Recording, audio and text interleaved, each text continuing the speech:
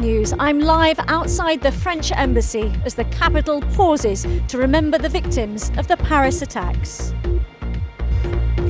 Londoners stand alongside the capital's French community as a minute's silence is observed. I mean, my heart goes for the families. Most of them were really too young and innocent to die in these circumstances. While the terror threat remains unchanged here, the Met says it's ready to respond and urges the public to remain vigilant. So we'll be out there reassuring people, we'll be out there making sure that we look after all our community and make sure that that doesn't change. Plus, as security is stepped up at Wembley ahead of England's friendly against France tomorrow, the Mayor tells us why he'll be attending. I think it's very important to be going to show solidarity with our friends in Paris, with the people of France, above all to show that business goes on.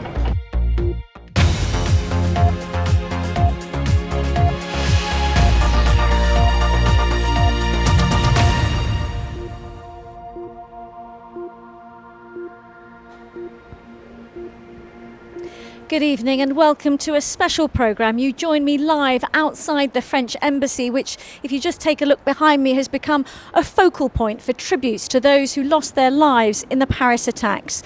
Hundreds of flowers and messages. You can see some of the candles. People have been coming here all day to pay tribute, to reflect and to try to make sense of the incomprehensible. If we just have a look at one of the tributes here, you may be able to read it. It says, "Nous sommes Paris," we are Paris. And another one over here, you may not be able to read it, it's quite small, but it says, "Our thoughts and prayers are with you.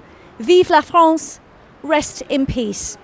Now, around 300,000 French people have made the capital their home, and one of the biggest communities is in fact just down the road in Knightsbridge, and it's from there that Sarah Harris reports on a day of reflection in the capital.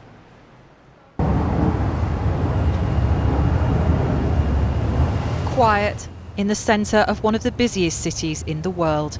A weekend may have passed, but the hearts of the French community living in South Kensington are still full of emotion for their families living in their home country. A minute's silence, a way of coming together to show they're still thinking of the atrocities that killed and maimed so many. On Bute Street, in what's known as London's French Quarter, shopkeepers and cafe owners left their businesses to show solidarity for the people of their beloved France. Many say they've hardly slept since Friday night. I don't think we have digested anything. We feel sick. I think we feel sick, sad, and we are with our family and friends in France.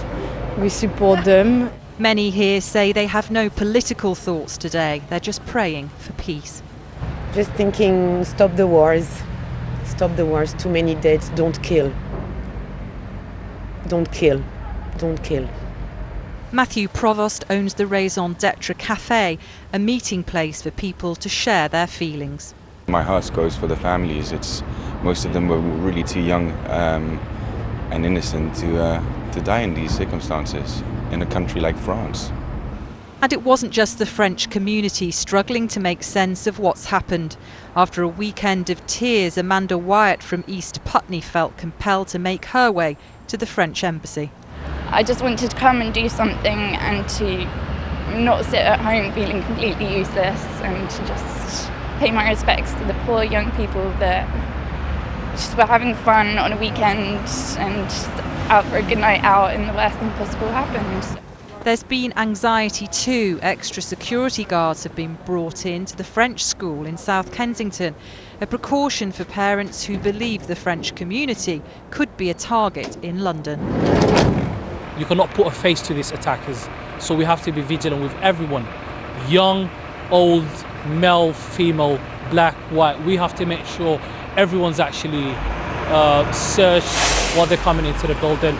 Across the capital, hundreds have come together to pay their respects. In the face of the ugliest of atrocities, Londoners sending a message of support to beautiful Paris.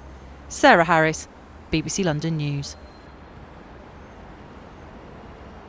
Well, with me now, I'm joined by the French ambassador to the UK, Sylvie Berman. A very good evening to you, and thank you for joining us. I know it's been an extremely busy and poignant time. We heard there that, the French population here is thinking of family and friends back home in France. As each day passes, do you get a sense of a change in mood? Well, the French community here was very moved by what happened in France, of course, and some of them were very worried about their relatives. But I think they also wanted to show their solidarity. So that's the reason why we had a meeting of the associations first, and then afterwards there was this meeting in Trafalgar Square, and so they stand together. And today, the capital, alongside France, paused to remember the victims, and you did the same with the Home Secretary today. Yes, absolutely. We are very moved by the fact she came to the embassy to observe this minute of silence to pay tribute to the victims in France, and also to show general solidarity on behalf of the British government. And all the Londoners here sent a lot of signs of friendship and solidarity again, like all those flowers, which is very moving. They observed also a minute of silence here before the embassy, and I know because I've seen a lot of ministers coming to the embassy to sign the condolence book, that in their departments they also observe this minute of silence. And is it inevitable that the French embassy, as you mentioned here, becomes the focus for tributes and reflection? Well, of course, because it's the incarnation of the sovereignty of France, and so that's the reason why people are coming here. French Ambassador Sylvie Berman, thank you very much indeed for joining us this evening. Well, thank you.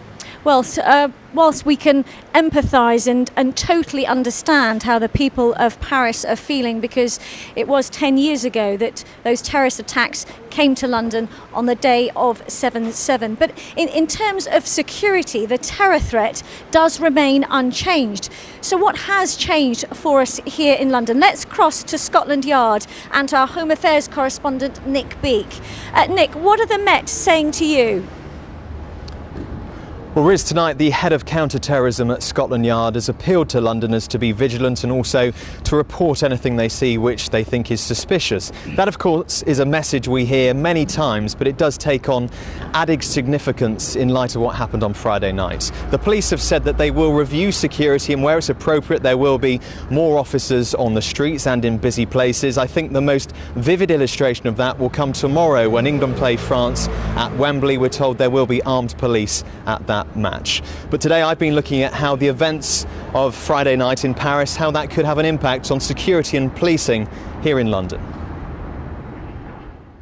During the silence to remember the victims of Paris today, there was a moment of contemplation for those who keep us safe. The attacks have caused the Met to look again at security here. What does that mean in practical terms? What will people see potentially being different on our streets? Well, the first thing that we have to keep the same is that we have to continue to build our relationships with all members of the community. We have to make sure that this type of attack does not drive division. So we'll be out there reassuring people. We asked commuters at Victoria Station if they felt any different today.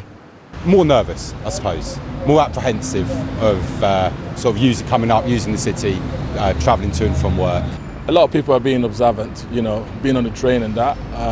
Seeing people, a bit on edge. I think trying to do anything different would be wrong. So just getting on and actually having normal journeys and acting normally is the best thing everybody can do. Although we may see more police here, particularly in busy areas, authorities stress there's no specific threat to London in light of the Paris attacks. But it's worth remembering, for more than a year now, the terror threat level here has been severe. That means at some point an attack is highly likely. And that's why the Met carried out this exercise back in the summer. The scenario, a firearms attack in many locations, with many casualties. The same scenario which became a brutal reality in France on Friday night. The Prime Minister said today it could have happened here. So why Paris and not London? One primary reason is the difficulty of getting semi-automatic weapons in any quantity here in the UK. That's partly down to being an island nation, few ports, both air and sea ports, all of which are specially set up to detect things of this nature. One of the Paris suicide bombers was stopped from getting into a football match at the National Stadium. This the moment he blew himself up outside. And so tomorrow at Wembley, when England welcome France, as well as fans and flags, there will be armed police.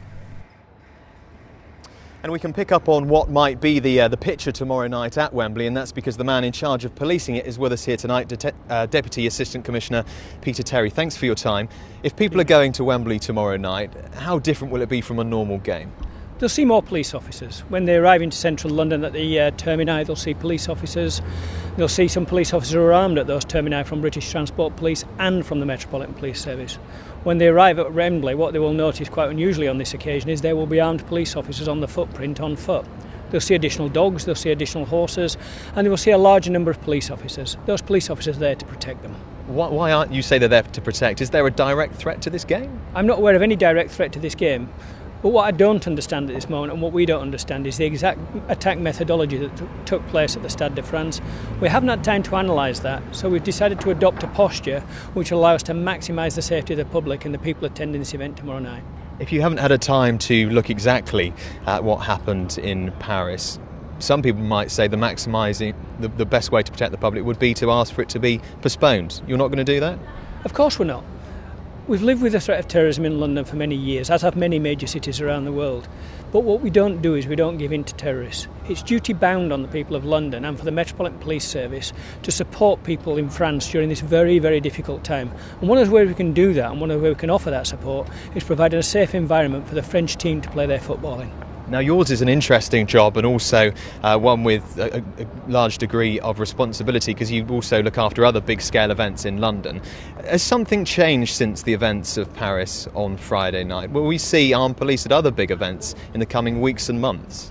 We've seen armed police at big events for many, many years. If you look back at royal weddings, jubilees, look at the Olympics. In the Olympic Park, there were armed police officers present every day in a visible stance who were talking to the public and providing that level of safety. This isn't unusual. We're just looking at changing the stance of this football match so that we have armed police officers out on foot on this event. Normally they would be in the area in vehicles. We want them to be highly visible, providing that level of protection, that level of reassurance to the people of London and anybody who wants to attend that event. Away from those big sporting matches and other events, what will people see which is different from previously, just if they're out and about in central London? Well, they'll see a high degree of policing at busy areas. They'll see police officers in a visible stance. They'll see the regular police officer and the regular beat officer supplemented by additional cars and additional layers of response. But the vast majority of what we do doesn't take place in the public eye.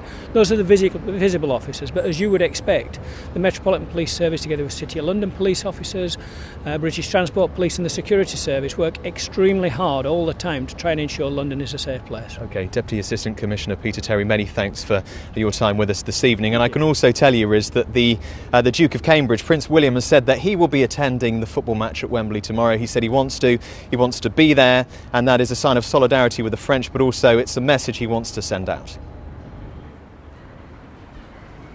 Nick, thanks very much indeed. Our Home Affairs correspondent, Nick Beake, there at Scotland Yard. And talking of words, if you just take a look behind me, tolerance, that's a word we've heard a lot over the past few days, as is solidarity, and understandably so. You know, a show of strength standing alongside the people of Paris.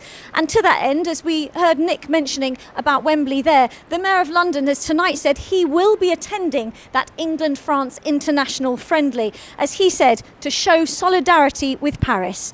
He's been speaking to our political correspondent, Carl Mercer. The view from City Hall this afternoon, flags at half-mast across the river at the Tower of London, the same at Tower Bridge. It's the view the Mayor has from his office, and one that will be home to a new Mayor next May. The Tory candidate Zac Goldsmith was due to launch his campaign today, but cancelled it following the events in Paris.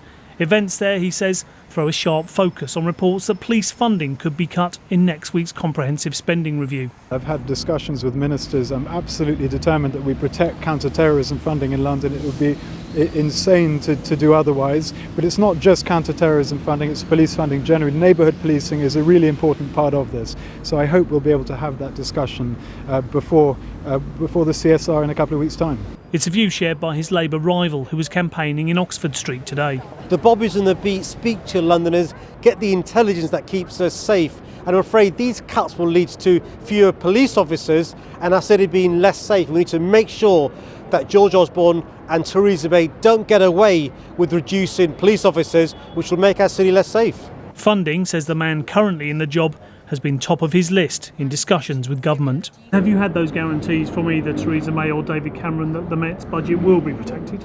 Well, let me put it this way: that you saw in the recent few days that the whole argument about the funding formula went into reverse, and that was good. I am confident that it is understood, let me say that, the highest level in government, that of all the things that you might choose to cut at the moment, cutting counter-terrorism police work in London is not one. Tomorrow night, the Mayor will go to the England-France friendly at Wembley. I think it's very important to be going to show solidarity with our friends in Paris, with the people of France, above all to show that business goes on. This is going to be a normal football match. I hope people will enjoy it massively. Obviously, I hope England will.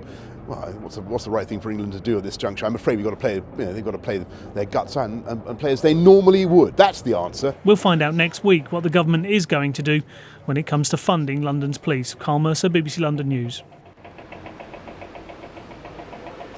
Now, as we know, as well as the 129 people killed by terrorists on Friday night, hundreds were injured. Among them, Jack McNiven from Surrey, who lives in Paris. He was hit by a bullet during the attack on the bar Le Carillon, in which 14 people died. Jack's family has been speaking to the BBC. Here's Joe Campbell. Reports are coming in that there have been a number of attacks in Paris. Jack McNiven's parents were at home in Cranley when news of the Paris attacks broke. Straight away they tried to phone their son. There was no answer. About half an hour later we got a phone call from him and we discovered that he was in an ambulance and one of the paramedics was holding the phone to his lips and he said, "I am okay, but I have been hit by a bullet and I'm on my way to the hospital." Dad Peter is an accomplished artist. Jack's followed in his footsteps, and the 27-year-old runs a business for visitors to Paris, wanting to paint some of its best-known views. On Friday night, he was out with a friend. He had just ordered drinks from the bar, and I think suddenly there were shots being fired. He was hit, his friend was hit, and that's all we know. 12 people died when a gunman fired at the bar where Jack was and a nearby restaurant. He finds it very difficult to speak about the event and in fact doesn't want to. And I think it will take time for him to begin to talk about what went on, because I think from what we gather he was not as badly hurt as many, but was obviously amongst those who were badly hurt, and he was obviously very upset by that. The family hope to fly to Paris to join Jack tomorrow. Joe Campbell, BBC London News. And we'll have more from here outside the